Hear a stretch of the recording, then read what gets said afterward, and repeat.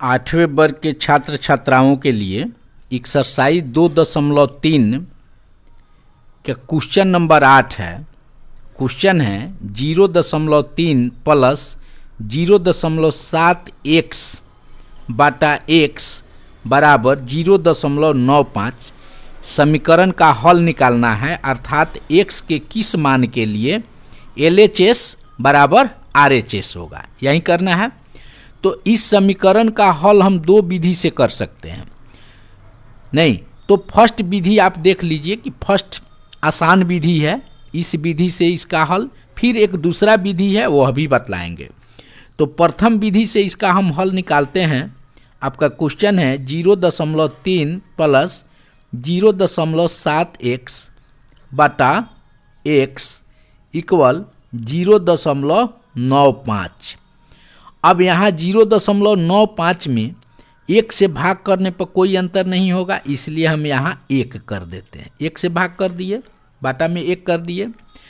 अब आपको हम पूर्व की क्लास में बतलाए हुए थे कि इस तरह का अगर स्थिति बन जाए तो यहाँ क्रॉस मल्टीप्लाइकेशन करेंगे, यानी ब्रज गुणन, तिरछा तारछी गुना कर देंगे।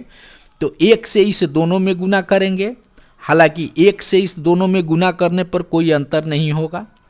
और उसके बाद 1 से 0.95 में गुना करेंगे, तिरछा तारछी गुना हो जाएगा ये। तो चलिए गुना कीजिए।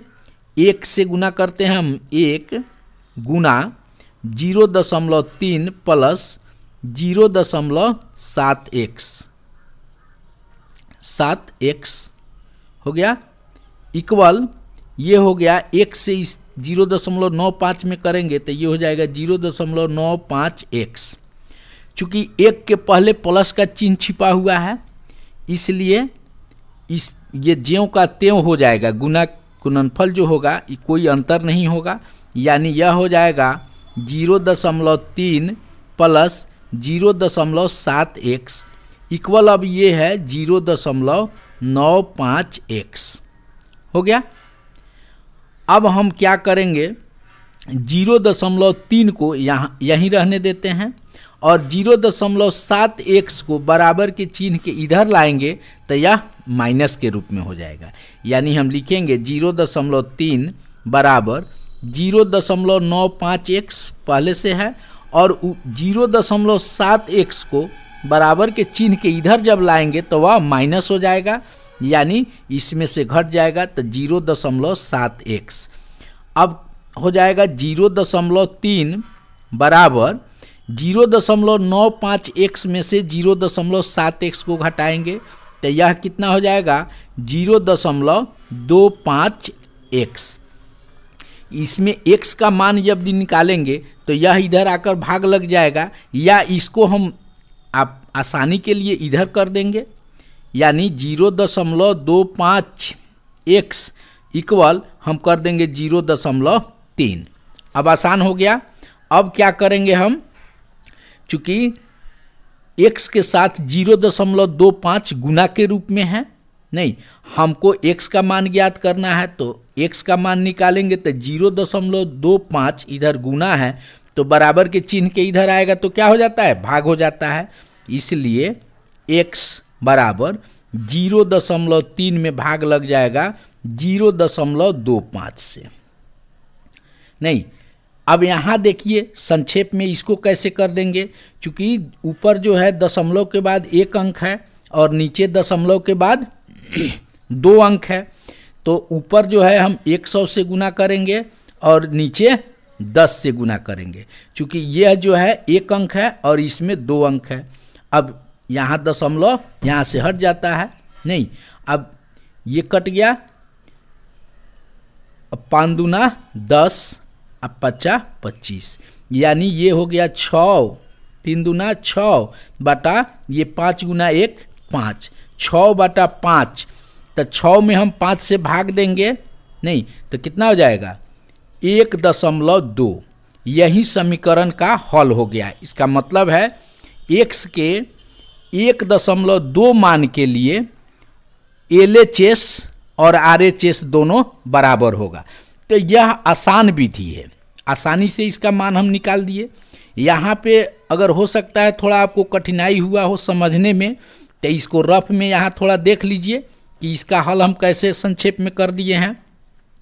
इसमें भाग देना था आपको 0.3 में 0.25 से, तो संक्षेप में यहाँ कर दिए हैं।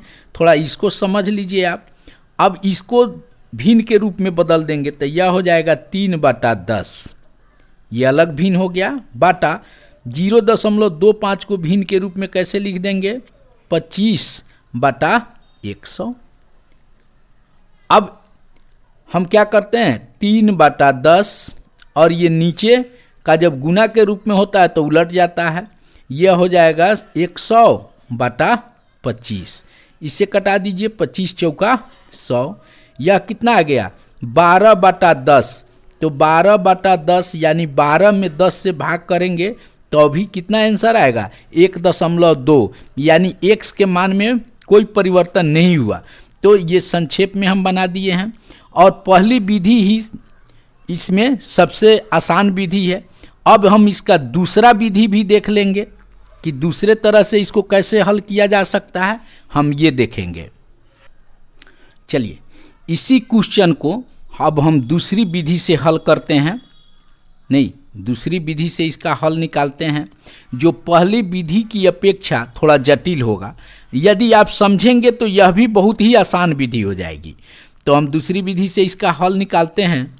हम इसको दशमलव को भिन्न के रूप में बदल देंगे। यहाँ हो जाएगा ये, डायरेक्ट हम करते हैं 3/10 भिन्न के रूप में बदल दिए, प्लस 0.7x को लिख देंगे 7x बाटा यहाँ भी 10 हो जाएगा, बाटा x पहले से है यहाँ x इक्वल 0.95 यही है।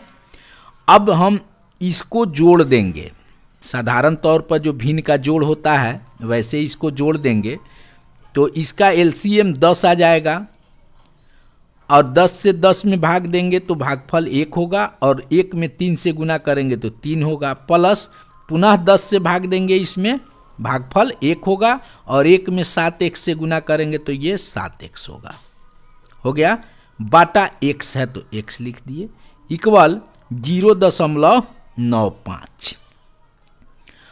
अब क्या करेंगे, इसका हल निकाल लेते हैं हम, तो यह हो जाएगा 3 + 7x बाटा 10, और ये इसको x को हम x/1 लिख देंगे, कोई अंतर नहीं होगा। अब इसको गुना के रूप में ले जाते हैं तो यह भी उलट जाता है, यानी 1/x हो जाएगा, इक्वल 0.95। अब यह बहुत ही आसान हो गया। अब क्या हो गया ये, तो 3 + 7x बाटा x से इस 10 में गुना हो जाएगा, ये हो जाएगा 10x बराबर। अब हम लिख देंगे 0.95 को इसमें बाटा के रूप में 1 दे देंगे, चूंकि इसमें 1 से भाग देने पर कोई अंतर नहीं होगा, यानी हम लिख देंगे इसको 0.95 बाटा 1। अब पुनः वही प्रक्रिया करेंगे, क्रॉस मल्टीप्लाइकेशन यानी तिरछा तारछी गुना करेंगे। तो तिरछा तारछी गुना करेंगे तो 1 से इसमें गुना करेंगे और 10x से इसमें गुना करेंगे, तो यह हो जाएगा 1 से गुना करने पर कोई अंतर नहीं होगा, नहीं। लेकिन यहाँ एक और बात का हम ध्यान रखेंगे, हम 1 नहीं रखेंगे, सब थोड़ा सा यहाँ गलत कर दिए हम। यहाँ हम इस दशमलव को भिन्न के रूप में बदल देते हैं, इसको हटा देंगे और यहाँ दशमलव के बदले में 1 और 2 अंक है तो 2 0। अब दशमलव हट गया, ये 95/100 हो गया, 95/100 हो गया।